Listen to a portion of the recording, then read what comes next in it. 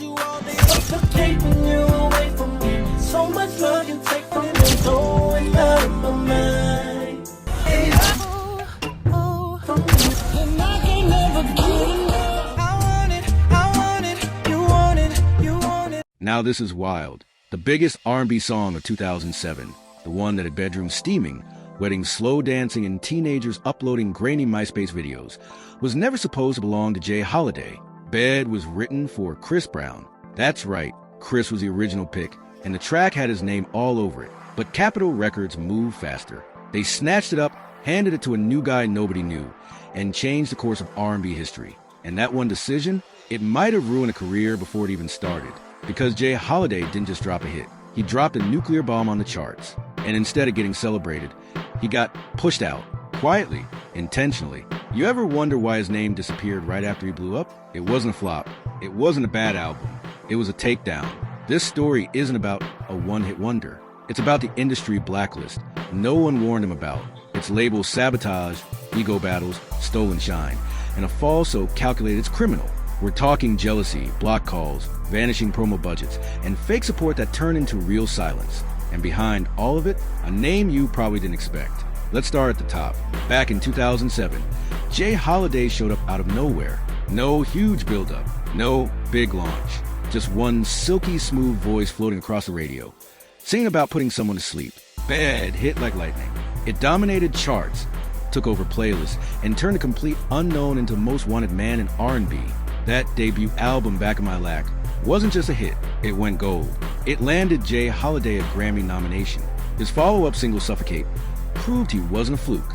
Everything was lined up for him to be the next big name, the next Usher, the next Neo. But then silence.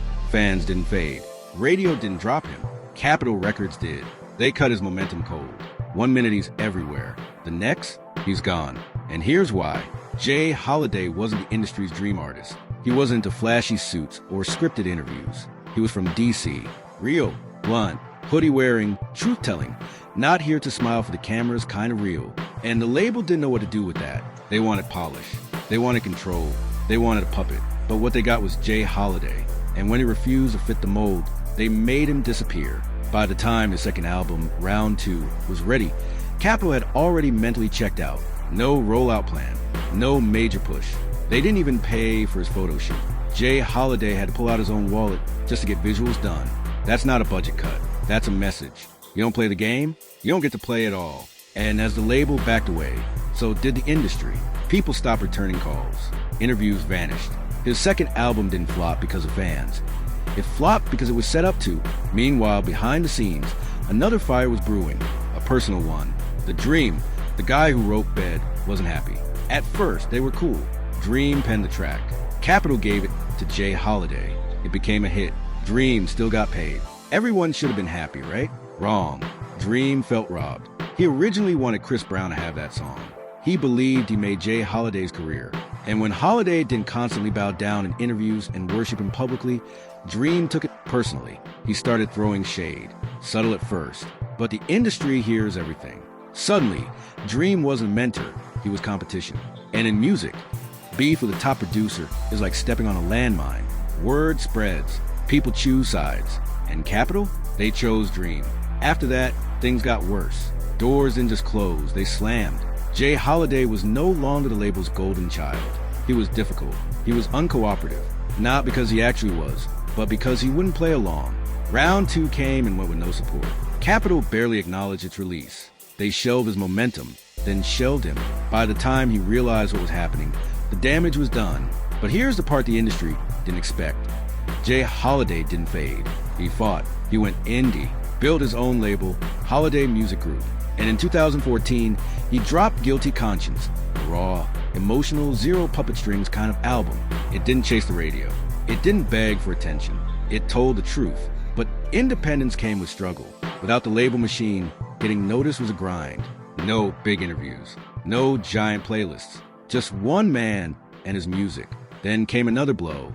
j.holiday joined a tour with R. Kelly. Back then, it seemed like a huge opportunity. Big stages, bigger crowds, instant exposure. But behind closed doors, it was a mess. R. Kelly wanted control, total dominance. And Jay wasn't there to bow down. He kept it professional, but the tension backstage was thick. And years later, when R. Kelly scandals exploded, the industry started asking who toured with him. Suddenly, people didn't want to talk about j.holiday's music. They wanted to talk about who he was linked to, another blow to his already bruised image. And just when you thought it couldn't get worse, another controversy hit. This time, his own words caused it. On the red carpet, j.holiday made a comment about female artists using pain and trauma as marketing. He named Beyonce, Cardi B, and SZA. The internet didn't just clap back. It erupted. He was labeled bitter, outdated, misogynistic. But if Drake or Kendrick had said the same thing, it probably would have been seen as deep or honest. The difference? j.holiday didn't have the shield of popularity. He was already painted as difficult. So this moment, it sealed it. People ran with the worst version of him. But behind the outrage was a message that got ignored. He wasn't attacking women. He was calling out how the industry exploits female pain to sell records. He just said it badly. Still, the damage was done. And the Capitol, they didn't offend him. They celebrated the silence. Labels had already pulled the plug years earlier, but now the public helped finish the job. And yet, he still didn't quit. He stayed independent. He kept writing. He kept recording. And in 2023, he dropped a track called 25 to Life, a song that summed up his entire career. Being in the music industry felt like being in prison.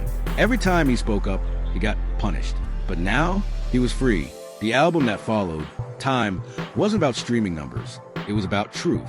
He was done chasing industry approval. He was building something real, and people noticed. The voice, still flawless. The lyrics, sharper. The message, unapologetically his. So let's break down some of the wildest parts of this story that got buried. First off, Bed almost never happened if Capitol hadn't moved so fast. Chris Brown would have been the one moaning over that beat. Think about that. That one moment changed j.holiday's life. Then there's the Grammy moment. Bed was nominated, and the industry was sure he'd win. But when Mary J. Blige took the award, all the attention turned to her. j.holiday didn't get a follow-up push. No new singles. No big campaign. Just silence. Quiet, intentional silence. And let's not forget the label games. Capitol slashed his photo shoot budget last minute. That's not normal. Artists don't usually have to pay out of pocket for basic album promo. But Jay did, because he refused to dress or act the way they wanted. Then came the Def Jam situation. After Capitol, j.holiday got signed again.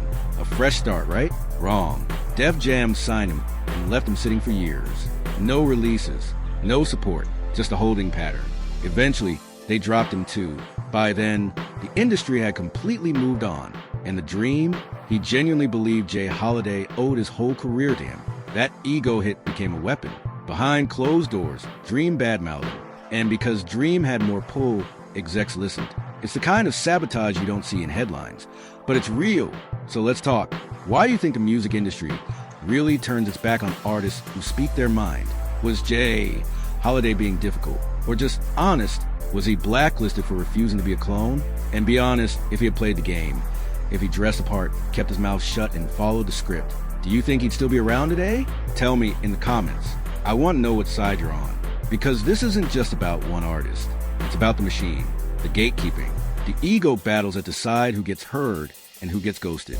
And next time someone tries to call j.holiday a one-hit wonder, tell them the truth. That hit was never supposed to be his. And yet, he made it legendary. And they never forgave him for that. If you're here for the real stories, the behind-the-scenes drama, and the unfiltered truth nobody else wants to say, hit subscribe. There's more coming. And trust me, the tea only gets hotter from here.